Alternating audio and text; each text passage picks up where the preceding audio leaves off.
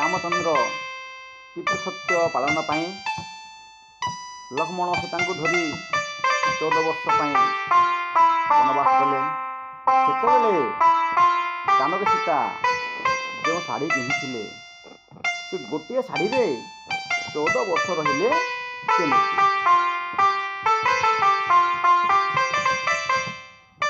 ରାମଚନ୍ଦ୍ର ଲକ୍ଷ୍ମଣ ସୀତାଙ୍କୁ ଧରି ବନବାସ ଗଲେ। ଚିତ୍ରକୂଟ ପର୍ବତରେ ରହିଲେ। ତହିଁ ପୁଣି ଘୋର ବନକୁ ଗମନ କଲେ। ଗଲାବେଳେ ହରିଣ ହରିଣୀ ତାଙ୍କୁ ସୁନ୍ଦର ଭାବରେ ସ୍ୱାଗତ ଜଣାଇଲେ। ମୟୂର ମୟୂରୀ ନାଚି ନାଚି ତାଙ୍କୁ ସ୍ୱାଗତ କଲେ। ହେ ରାମଚନ୍ଦ୍ର, ହେ ସୀତା, ହେ ଲକ୍ଷ୍ମଣ, ଆମେ ଆପଣଙ୍କୁ ସ୍ୱାଗତ କରୁଛୁ, ଆପଣଙ୍କୁ ସୁସ୍ୱାଗତ। ଆଜି ଏ ବନ୍ୟ ପ୍ରଦେଶ ଧନ୍ୟ ହୋଇଗଲା ପ୍ରଭୁ, ଧନ୍ୟ ହୋଇଗଲା। ବିଭିନ୍ନ ପ୍ରକାର ପକ୍ଷୀମାନେ ମଧ୍ୟ ଆସିକି ଗଛ ଡାଳରେ ବସିକି ରାମ ଲକ୍ଷ୍ମଣ ସୀତାଙ୍କୁ ସ୍ୱାଗତ କରୁଛନ୍ତି। ଆଜି ପ୍ରଭୁ ବନକୁ ଆସିଛନ୍ତି, ଆମେ ଧନ୍ୟ ହୋଇଗଲୁ, ଆମ ବନ ପ୍ରଦେଶ ଧନ୍ୟ ହୋଇଗଲା। ଝରଣା କୁଳୁକୁଳୁ ନାଦରେ ରାମ ଲକ୍ଷ୍ମଣ ସୀତାଙ୍କୁ ସ୍ୱାଗତ ଗୀତ ଗାଇକି ସ୍ୱାଗତ କରୁଛି। ଧରଣୀ ରାଣୀ ଏ ବନଦେବୀ ରାମ ଲକ୍ଷ୍ମଣ ସୀତାଙ୍କୁ ସୁନ୍ଦର ସୁନ୍ଦର ପୁଷ୍ପ ଉପହାର ଦେଇ ସ୍ୱାଗତ କରୁଛନ୍ତି।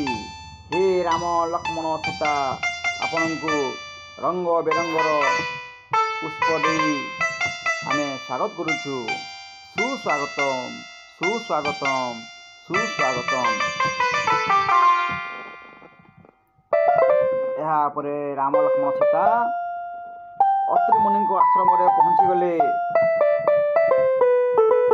ଅତ୍ରି ମୁନିଙ୍କୁ ପ୍ରଣାମ କଲେ, ଆଶ୍ରମରେ ପହଞ୍ଚିଲେ। ଏ ହେଉଛି ବର୍ତ୍ତମାନର ଆଶ୍ରମ। ଆଶ୍ରମରେ ସତୀ ଅନସୂୟା ଥିଲେ, ତାଙ୍କୁ ମଧ୍ୟ ପ୍ରଣାମ କଲେ। ସତୀ ଅନସୂୟା 3 ଜଣଙ୍କୁ ସ୍ୱାଗତ କରି ଆଶ୍ରମକୁ ପାଛୋଟି ନେଲେ। ଆଜି ଖୁସି କହିଲେ ନ ସରେ। ମାତା ଜାନକୀ ସତୀ ଅନସୂୟାଙ୍କର ପଦବନ୍ଦନ କଲେ। ଅନସୂୟା ତାଙ୍କୁ ଆଶୀର୍ବାଦ କଲେ।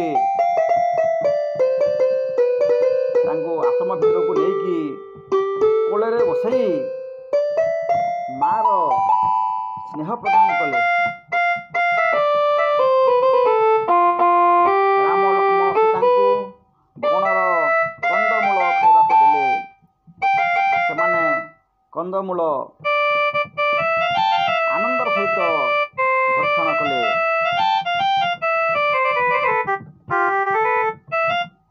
ସତୀ ଅନସୂୟା ସୀତାଙ୍କୁ ଗୋଟିଏ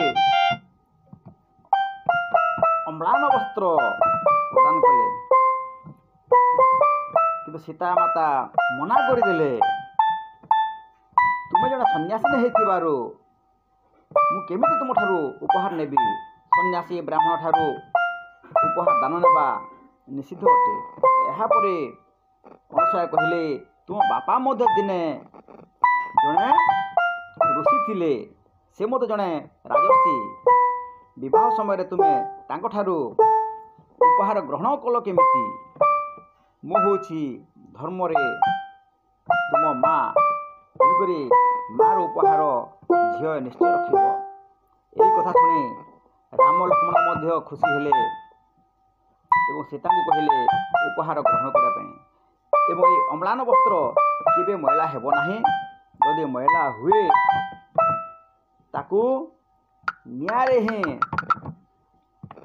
ତାକୁ ସଫା କରାଯାଏ। ଏହାକୁ ପାଣିରେ ସଫା କରାଯାଏ ନାହିଁ। ଏହାପରେ ସୀତାମାତା ସେହି ବସ୍ତ୍ରକୁ ଗ୍ରହଣ କଲେ। ଅମ୍ଳାନ ବସ୍ତ୍ର ଯାହା ଅନସୂୟାଙ୍କୁ ବିଶ୍ୱକର୍ମା ଦେବ ଦେଇଥିଲେ। ସୀତା ସେହି ବସ୍ତ୍ର ନେଇଥିଲେ। ଯେତେବେଳେ ଦରକାର ପଡ଼ିବ, ମଇଳା ହେବ, ତାକୁ ସେ ଅଗ୍ନିରେ ହିଁ ସଫା କରିବେ। ସେ କେବେ ପୋଡ଼ିବ ନାହିଁ, ସେ କେବେ ଭିଜିବ ନାହିଁ। ଅମ୍ଳାନ ବସ୍ତ୍ର ଯେଉଁଥିରେ ମଇଳା ଆଉ ଲାଗିବ ନାହିଁ, ସବୁଦିନ ପାଇଁ ସିଏ ଝକଝକ କରୁଥିବ। ଯେତେ ତାକୁ ନିଆଁରେ ସଫା କରାଯିବ, ତାର ତେଜ ସେତେ ବଢ଼ିଯିବ। ଯେଉଁ ସୀତାମାତା ଅଗ୍ନି ଦେବତାଙ୍କ ପାଖରେ ରହିଥିଲେ, ରାବଣ ମାୟା ସୀତାକୁ ନେଲେ ମଧ୍ୟ ସେ ବସ୍ତ୍ରଟା ଦରକାର ପଡ଼ୁଥିଲା। ଏହାପରେ ରାମ ଲକ୍ଷ୍ମଣ ସୀତା